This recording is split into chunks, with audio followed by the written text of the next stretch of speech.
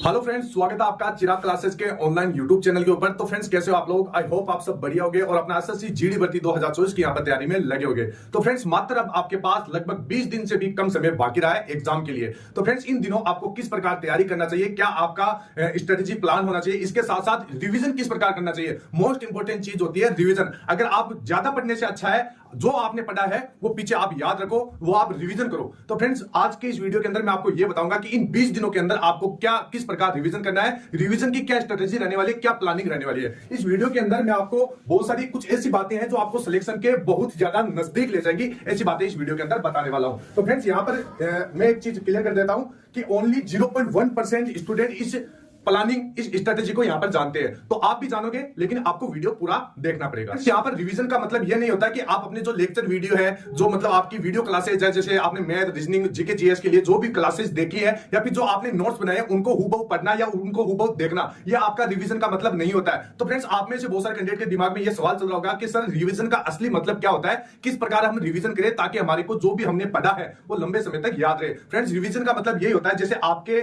Exam के अंदर कोई भी सवाल पूछा गया, उसके 4 ऑप्शन है, तो आपको लगभग बिना ऑप्शन देखे अगर आप उस क्वेश्चन को सही कर रहे हैं तो आपका रिवीजन बेस्ट है। फिर भी अगर आपने थोड़ा बहुत रिवीजन किया है और उन चारों ऑप्शन में भी देख के आप बता रहे हैं तो भी आपका रिवीजन बढ़िया है। लेकिन फ्रेंड्स, अब बहुत सारे कैंडिडेट के मन में सवाल चल रहा है कि सर, रिवीजन किस प्रकार करें। तो फ्रेंड्स, यहां पर रिवीजन करने से पहले मैं आपको बता देता हूं कि जो कैंडिडेट रिवीजन करने बैठता है उसके क्या प्रॉब्लम आती है। तो प्रॉब्लम यहां पर सबसे पहले यह होती है कि रिवीजन का टाइम नहीं है। यहां पर बहुत सारे कैंडिडेट के दिमाग में यह चल रहा है कि सर, हम रिवीजन का टाइम नहीं है, हमारा तो अभी सिलेबस भी पूरा नहीं हुआ, हमारी वीडियो क्लासेस भी अभी पूरी नहीं है, हम रिवीजन किस प्रकार करें। तो ये बात में ये जो आपका डाउट है, ये प्रॉब्लम है, ये इस वीडियो के अंदर मैं क्लियर करने वाला हूं। वीडियो के लास्ट तक बने रहिए। इसके बाद में एक चीज ये है कि रिवीजन करते ही नींद आती है। बहुत सारे कैंडिडेट के मन में यही डाउट है कि सर, हम पढ़ने बैठते हैं, रिवीजन का टाइम भी निकाल लेते हैं, लेकिन हमारे को नींद आती है, हम लंबा समय तक यहां पर पढ़ नहीं पाते हैं। तो इसका भी कोई सोल्यूशन बताइए। तो फ्रेंड्स, ये भी मैं आपको बताने वाला हूं। इसके साथ साथ क्या रिवीजन का मतलब वापस नोट्स पढ़ना या लेक्चर पढ़ना होता है या लेक्चर वीडियो देखना होता है। ये सारे जितने भी डाउट है, ये जितने भी आपकी प्रॉब्लम्स है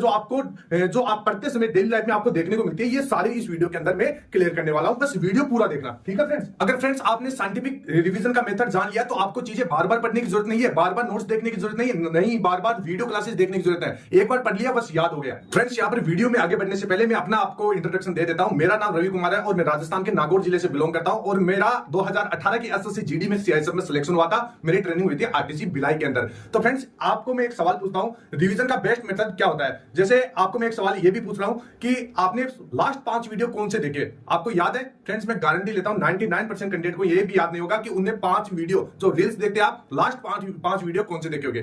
फ्रेंड्स, किसी को याद नहीं होता, 99% कैंडिडेट को ये चीज याद नहीं होता है, क्योंकि यहां पर क्या होता है, हमारा दिमाग उसी हिसाब से काम करता है। हमारे दिमाग यहां पर जो भी हम जैसे डेली लाइफ में जो भी चीजें करते हैं तो वो हमारी शॉर्ट टर्म मेमोरी के अंदर वो बातें जाती है। लेकिन अगर हम उन बातों को रिवाज कर लेते हैं, जैसे आपने 5 वीडियो देखे और उन वीडियो को बार बार 5 वीडियो को देखते जा रहे हैं, तो वो आपकी लॉन्ग टर्म मेमोरी के अंदर वो मेमोरी सेट हो जाएगी, मतलब वो बातें सेव हो जाएगी। इसी प्रकार आपकी वो पढ़ाई है, जैसे आप डेली आप वीडियो क्लासेस देखते हैं, नोट्स पढ़ते हैं, अगर आपने उनको एक बार ही देखा है या एक बार ही पढ़ा है तो वो आपकी शॉर्ट टर्म मेमोरी के अंदर रहेंगी, मतलब वो कुछ क्षण के लिए ही आपको याद रहेगी। लेकिन अगर आपने उनको सही से बार बार रिवीजन किया है या 2 से 3 बार भी पढ़ा है तो आपका वो लॉन्ग टर्म मेमोरी के अंदर चला जाएगा, लंबे समय तक वो बातें आपको याद रहेगी। तो फ्रेंड्स, यहां पर इस वीडियो के अंदर मैं आपको यही बताऊंगा कि रिवीजन का बेस्ट मेथड क्या रहने वाला है, क्योंकि मैंने वो मेथड 2018 की एसएससी जीडी की वैकेंसी में अपनाया था और मैंने पेपर के अंदर 100 में से 91 नंबर लेके आया था। मैथ, रीजनिंग और हिंदी के अंदर मेरा पूरे में से पूरा स्कोर था। तो फ्रेंड्स, क्या स्ट्रेटेजी थी, वो स्ट्रेटेजी भी मैं इस वीडियो के अंदर मैं आपको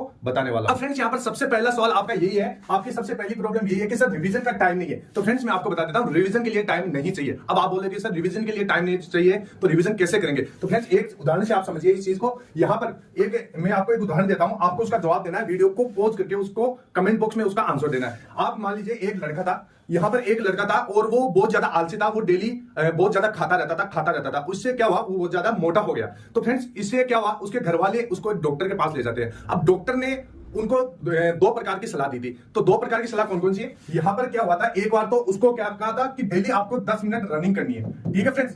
डेली आप 10 मिनट रनिंग कीजिए, आप अपने आप फिट हो जाएंगे। इसके बाद में दूसरा उनको मेथड बताया था कि 1 महीने तक ये काम करना है, या तो आप 1 महीने तक 10 मिनट तक रनिंग कर लो, या फिर 1 महीने के अंदर 4 से 5 दिन में आपको 2 घंटे लगातार रनिंग करना है। कितने घंटा फ्रेंड्स? 2 घंटा। अब फ्रेंड्स आप कमेंट बॉक्स में आप वीडियो को पॉज कीजिए और बताइए कि आप इनमें से कौन सा मेथड चूज करेंगे। जल्दी से बताइए फ्रेंड्स। आपने मेरे को बताया इनमें से इस मेथड को, जो पहला वाला मेथड है 10 मिनट डेली 30 दिन तक आपको दौड़ना है, इसको आपने यूज किया होगा, क्योंकि ये सबसे आसान तरीका है। एकदम आपको डेली जाना है, 10 मिनट आपको दौड़ के आना है। और ऐसे अगर आप डेली 30 दिन तक 4 से 5 दिन के अंदर 2 घंटे लगातार दौड़ोगे तो ये आप नहीं कर पाओगे और आप फिट भी नहीं हो पाओगे। तो उस लड़के ने क्या किया था, उस लड़के ने भी ये मेथड अपनाया था।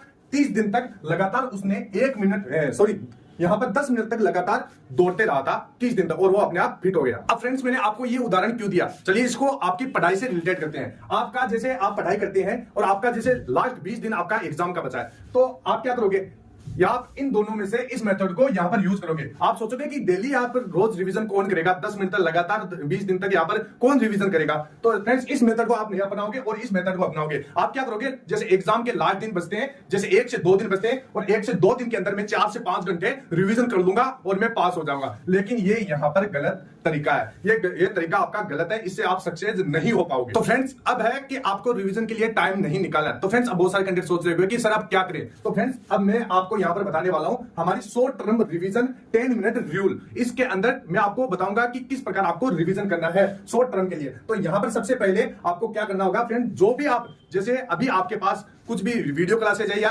नोट्स है, तो उनको आपको क्या करना है, डेली आपको थोड़ा थोड़ा उसको रिवीजन करना स्टार्ट कर देना है। या फिर जैसे आप कोई वीडियो क्लासेज ले रहे हैं, मैं जैसे अभी ऐसा थोड़ी है कि सभी कैंडिडेट का 20 दिन के अंदर एग्जाम हो जाएगा, बिल्कुल नहीं। यहाँ पर किसी कैंडिडेट के पास 30 दिन भी बचेंगे, किसी कैंडिडेट के पास 35 दिन भी बचेंगे। यहाँ पर कैसे उसको रिवीजन करना है, तो ऐसे में जैसे किसी कैंडिडेट का अभी सिलेबस पूरा नहीं हुआ है, तो उसको क्या करना है, रिवीजन किस प्रकार करना है, उसको रिवीजन इसी प्रकार करना है जैसे वो कोई भी नोट्स पढ़ता है या फिर कोई भी वीडियो क्लासेस देखता है या ऑफलाइन क्लासेस देखता है, तो वहां पर जैसे संडे जो भी टीचर है वो जो भी पढ़ाता है, उसको एक बार जब आप घर आ जाते हैं या अपने रूम के ऊपर आ जाते हैं, तो उसको हैंड टू हैंड 10 मिनट में फटाक से आपको एक क्विक रिवीजन लगा देना है। मतलब जो भी आपने देखा है, पढ़ के आए हो क्लास के अंदर, वो एक बार अपने रूम के अंदर अपने आप से पढ़ना है। ठीक है फ्रेंड्स, ये आप करके देखिए। फ्रेंड्स मैं आपको ये बता देता हूं कि शॉर्ट टर्म रिवीजन करते कैसे हैं। ध्यान से देखिएगा, यहां पर सबसे पहले आपको अंडरलाइन इंपोर्टेंट पॉइंट्स, जो भी आपके इंपोर्टेंट पॉइंट्स है, जितने भी आपके इंपोर्टेंट पॉइंट है उनको, जैसे आपके नोट्स है, मैं यहां पर मैथ को छोड़ दीजिएगा, मैथ का भी मैं बताऊंगा कि मैथ का किस प्रकार आपको रिवीजन करना है। जैसे आपका थ्योरेटिकल सब्जेक्ट है, जीके जीएस है, उसका हिंदी है, उसका किस प्रकार रिवीजन करें। तो यहां पर सबसे पहले अंडरलाइन इंपोर्टेंट पॉइंट्स, जो भी आप नोट्स पढ़ते हैं, आपको पता है इसमें कौन सी चीज इंपोर्टेंट है जो एग्जाम के लिए बहुत ज्यादा जरूरी है, उसको एक बार आप जैसे क्लास लेके आ जाते हैं, उसमें थोड़ा थोड़ा आपको पढ़ाया जाता है, वो घर पे आके आप 10 मिनट रिवीजन करते हैं, उस रिवीजन के समय ही उसको अंडरलाइन कर देना है। क्या करना फ्रेंड्स, अंडरलाइन कर देना है। उसके बाद में आपको एक्टिव रिकॉल मेथड अपनाना है। ये एक्टिव रिकॉल मेथड होता क्या है, इसमें होता क्या है, जो भी आप जैसे एक क्लास के अंदर जितना भी मटेरियल पढ़ते हैं, जैसे आप 30 मिनट की क्लास में जितना भी मटेरियल पढ़ते हैं, घर आके उसको 10 मिनट रिवीजन करते हैं। रिवीजन करने के बाद उस बुक को एक बार साइड में रख दीजिए। उसको साइड में रखने के बाद आपको अपने माइंड के अंदर इस प्रकार का रिकॉल करना है, इस प्रकार का मतलब रिवाइज करना है। जैसे उसको साइड में रख देना है और देखना है कि हाँ पहले पेज के ऊपर कितने टॉपिक थे और उन टॉपिक के अंदर कौन कौन सी बातें थी। एक बार तो पहले आप टॉपिक को पहचानिए, फिर उसके अंदर कौन कौन सी मोस्ट इंपोर्टेंट बातें थी वो आप देखिए। अगर ये मेथड अपनाओगे तो आप लंबे समय तक याद रखोगे और बार बार आपको रिवीजन करने की जरूरत नहीं रहेगी। एक बार रिवीजन करोगे उसमें थोड़ा सा आपको डिफिकल्ट लगेगा शुरू के अंदर, लेकिन अगर आप डेली इस प्रकार का मेथड यूज करोगे तो आपको इतना ज्यादा ये डिफिकल्ट भी नहीं लगेगा और ये लंबे समय तक आपको याद भी रहेगा और हाई स्कोर भी आप अचीव कर पाएंगे। अब फ्रेंड्स यहाँ पर बहुत सारे कैंडिडेट ये सोच रहे होंगे कि सर आपने यहाँ पर अंडरलाइन क्यों करवाई। तो फ्रेंड्स ये वीडियो जैसे जैसे लास्ट में पहुंचेगा, उस लास्ट में आपको इस अंडरलाइन का इंपोर्टेंस भी पता चलेगा। फ्रेंड्स ये हो गया हमारा शॉर्ट टर्म रिवीजन। अब आगे हम बात करेंगे long term revision. Long term revision कब करना है और कैसे करना है, तो यहाँ पर ध्यान से देखना है। जैसे यहाँ पर लिखा हुआ है लॉन्ग टर्म रिवीजन, ये आपको थ्योरेटिकल सब्जेक्ट में ही अपनाना है। ठीक है फ्रेंड्स, अब जैसे आपका थ्योरेटिकल कोई भी सब्जेक्ट है, जैसे आपका आपका जीके जीएस हो गया और हिंदी हो गया, इसके अंदर आपको क्या करना है, रीड अंडरलाइन पॉइंट्स। जैसे आपका एग्जाम का ये कब करना है, एग्जाम का जैसे आपके पास 3 से 4 दिन बचा है, इस समय आपको लॉन्ग टर्म रिवीजन मेथड अपनाना है। इसके अंदर आपको क्या करना है, रीड अंडरलाइन पॉइंट्स। अब आपने जो मैंने बताया था कि अंडरलाइन मैंने क्यों करवाई थी, उस अंडरलाइन में जो भी अंडरलाइन किए थे जितने भी पॉइंट्स को, उसको लास्ट के 3 से 4 दिनों के अंदर उन पॉइंट को पढ़ना है। आप पूरा नहीं पढ़ना है, पूरा नोट्स आपको उठा के नहीं पढ़ना है। ऐसे क्या होगा, अगर आप पूरा नोट्स उठा के पढ़ोगे तो सारा कुछ मिक्स हो जाएगा और कुछ याद भी नहीं रहेगा। तो आपको ये क्या करना है, जो भी आपने अंडरलाइन की थी,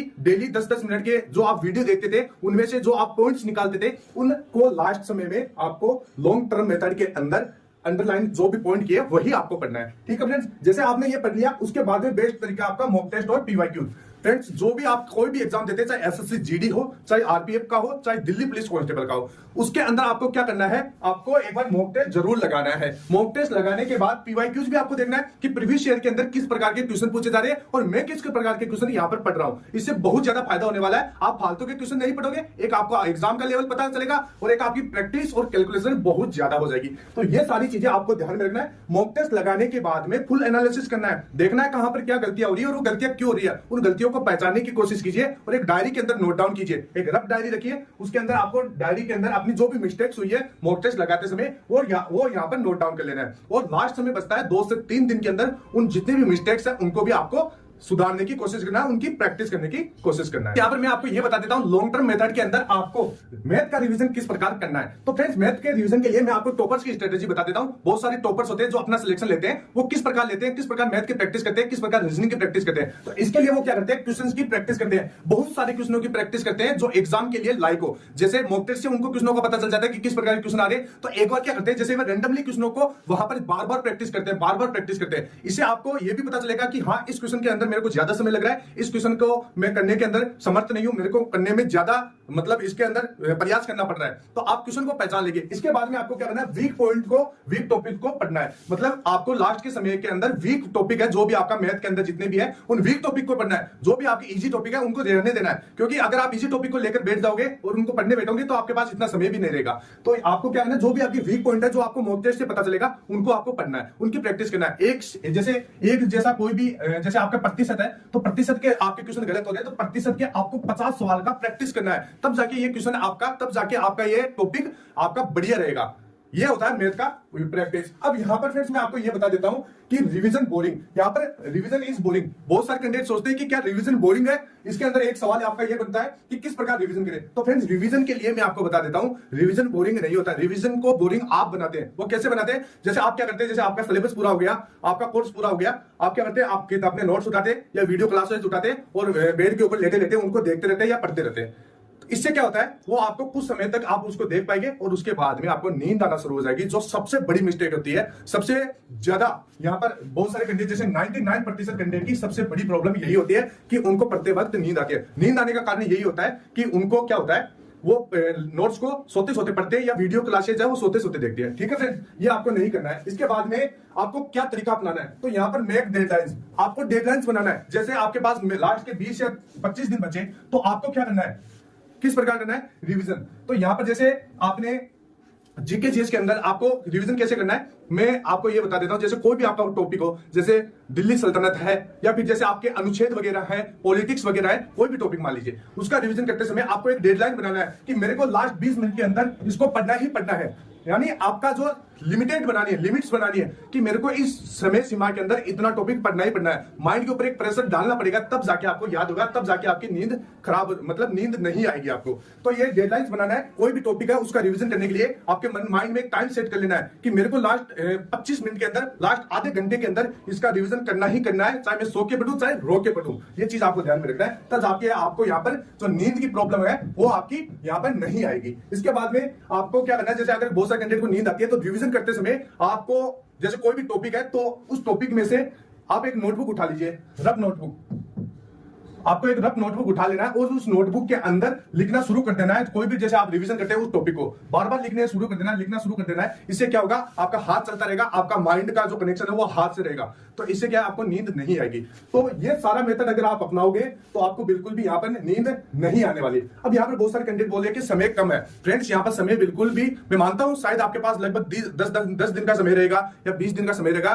तो फ्रेंड्स, समय कम नहीं है। यहाँ पर कुछ ऐसे स्टूडेंट भी है, ऐसे आपके आसपास के अंदर लोग भी है जो एक एक महीने के अंदर 20-20 दिनों के अंदर एसएससी जीडी जैसे एग्जाम को निकाल लेते हैं। वो कैसे निकालते हैं, वो एक मन के अंदर पॉजिटिव रहते हैं कि हाँ मेरा सिलेक्शन होगा, मैं तैयारी कर रहा हूं। या फिर ऐसे आपको सोचना है कि मैं 20 दिन ही तो पढ़ रहा हूं, अरे क्या हो जाएगा, मेरा अगर सिलेक्शन नहीं होगा, मैं मात्र केवल 20 दिन ही तो पढ़ रहा हूं। ठीक है फ्रेंड्स, ये चीज आपको ध्यान में रखनी है। तो फ्रेंड्स, आई होप जो भी मैंने इस वीडियो के अंदर बातें बताई है वो बातें आपको रिवीजन के लिए बहुत ज्यादा इंपॉर्टेंट सहायता करने वाली है। तो फ्रेंड, वीडियो जरा सा भी अच्छा लगे तो वीडियो को प्रत्येक लोग के साथ शेयर कीजिए, वीडियो को आगे से आगे पहुंचाइए और वीडियो अच्छा लगे लाइक कीजिए, चैनल को सब्सक्राइब कर दीजिए। फिर मिलते हैं नेक्स्ट वीडियो में, तब तक के लिए जय हिंद, जय भारत।